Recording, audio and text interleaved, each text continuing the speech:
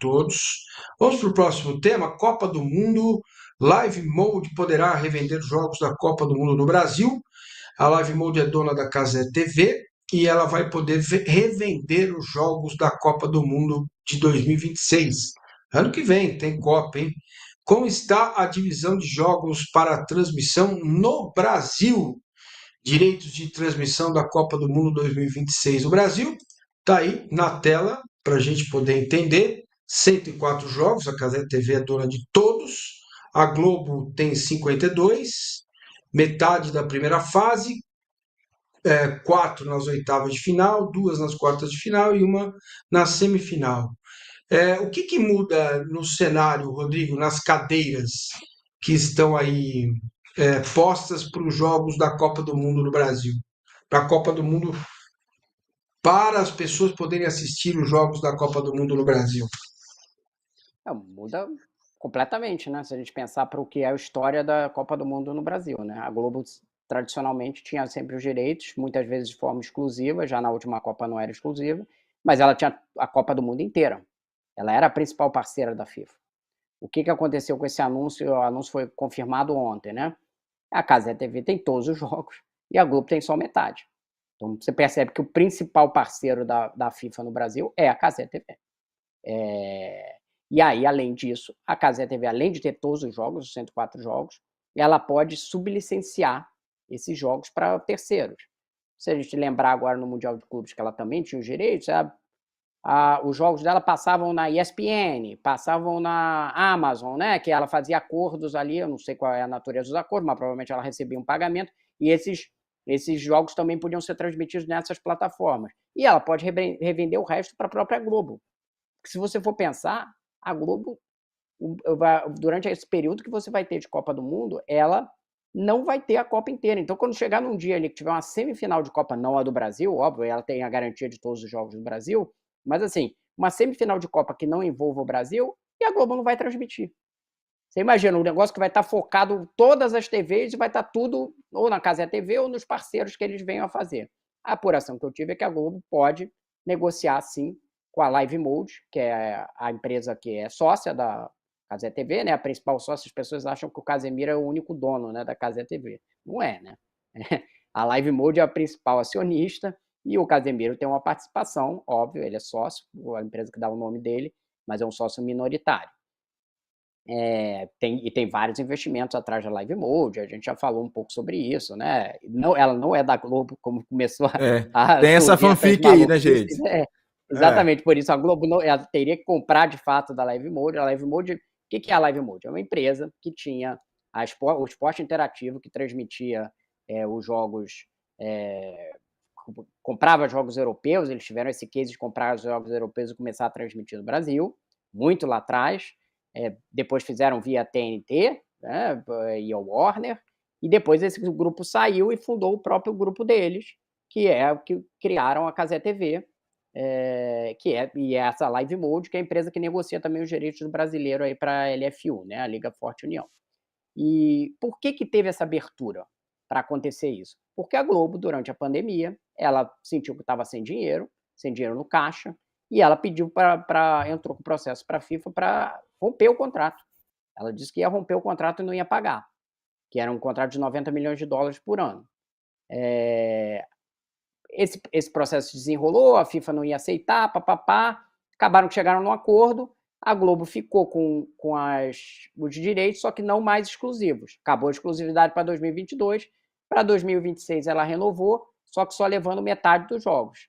E aí a Casé TV ocupou esse espaço que foi deixado pela Globo quando ela saiu ali na pandemia e se tornou o principal parceiro, tendo agora também o direito de sublicenciar, né? Então, é uma prerrogativa poderosa, né? Você negociar direito de metade dos jogos, ou todos os jogos, né? Porque eles podem sublicenciar para quem eles quiserem. Se torna um player muito importante e muda completamente esse modelo do Brasil, que era sempre da Globo ser exclusiva e majoritária na Copa do Mundo, hoje ela é minoritária. Ô, Rodrigo, em relação Vocês têm ideia de aqui, quanto custa? Só uma dúvida aqui rápida de um peão. Quanto custa um jogo de Copa do Mundo? Se eu quiser, Então, se o meu canal raiz, estou aqui pensando se o vou comprar um joguinho de Copa O do Paulo Mundo para Massini Canal, transmitir. né? É. Isso.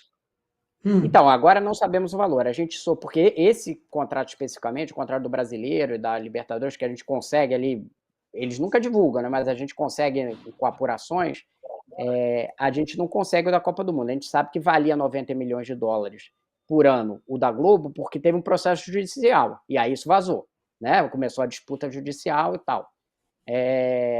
Então, certamente vale menos do que isso, porque a Globo está pagando menos, já que ela não é exclusiva. Agora, quanto que a Cazé TV barra Live Mode está pagando, eu não sei o valor.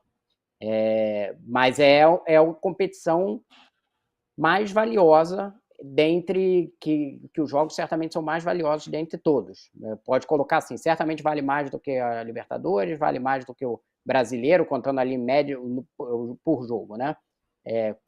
Tanto que a gente sabe que a FIFA tentou conseguir o mesmo dinheiro no Mundial e ninguém topou pagar. Porque a Copa do Mundo, para as TVs, é pacote comercial certo. É pacote comercial certo aqui para o UOL, que não tem os direitos. O UOL não tem os direitos da Copa. Ainda assim, é muito mais fácil vender um produto que você sabe que vai ter atenção ali durante um mês e meio inteiro só sobre aquele produto e que todo mundo vai estar focado nisso do que outros produtos. Então é caro, mas a gente não sabe o valor. Mas o UOL pode procurar o Live Bold lá. Eu vou procurar o meu canal, eu vou pedir um aporte do Igor Siqueira para a gente fazer essa junto. Vamos comprar um Aí jogo de abrem uma Copa do SAF, Mundo. É, né? você Eu tem. narro, o Rodrigo comenta e o Igor vai fazer reportagem. Fala, Isso. Igor Siqueira, Não, mudou até isso. Pode falar.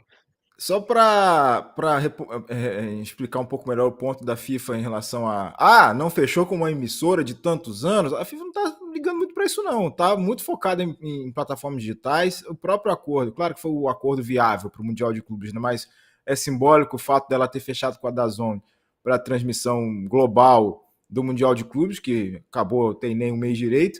E esse movimento da Globo, com a FIFA, ela não conseguiu voltar plenamente. Com a Conmebol teve uma rusga também, né? Naquela dinâmica de abandonar o contrato da Libertadores. Enfim, a Conmebol ficou super ressentida e demorou alguns anos até essa relação ser reatada. Aconteceu algo, essa tentativa de ruptura, algo similar com a FIFA.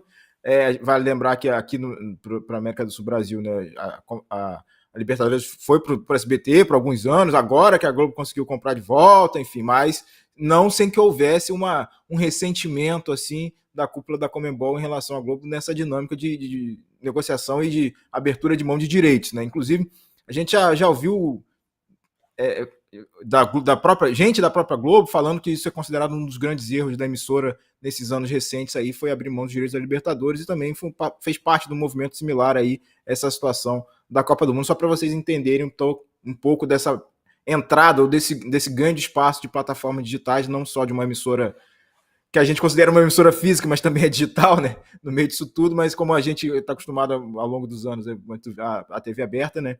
Mas é uma quebra de paradigma, então, essa entrada, essa dinâmica da FIFA com o DAZN, abrindo caminhos também para a Cazé TV, como a gente está falando por aqui. O Muito Marcelo, eu bem. vou contar uma Bom, história aqui para a gente fechar, que é só uma história simbólica. Depois que quando a Conmebol ele rompeu com a Libertadores, que não é do que a gente está tratando aqui, que a Globo rompeu com a Libertadores, a Globo teve que ir várias vezes na sede da Conmebol para fazer política com o Alejandro Domingues e melhorar a relação. Também porque ali no auge, ali na Copa de 2018, 18, eu acho isso, teve um encontro, estava num evento, estava um dos marinhos, eu não lembro qual que era, e estava o Alejandro Domingues, o presidente da Conmebol, ele pediu para ser apresentado e ele achou que foi meio esnobado na época pelo dirigente da Globo. E depois a Globo teve que correr atrás e conversar com a Conmebol e digamos assim, pedir para melhorar a relação. Então mostra que de lá para cá a Globo de uma certa forma desceu do pedestal e ela agora tem que brigar com todo mundo aí pelos direitos, né? É um novo mundo. feito um novo mundo e eu vejo isso de forma muito positiva, da opção das pessoas escolherem. Quanto mais opção elas tiverem para escolher, ver o que me agrada mais, o tipo de transmissão, o canal, eu prefiro ver pelo celular, prefiro ver pelo computador, tablet, prefiro um estilo de narração, outro estilo, prefiro um canal mais jornalístico, outro menos, enfim. Acho que isso dá liberdade para as pessoas escolherem o que fazer, certo? Bom,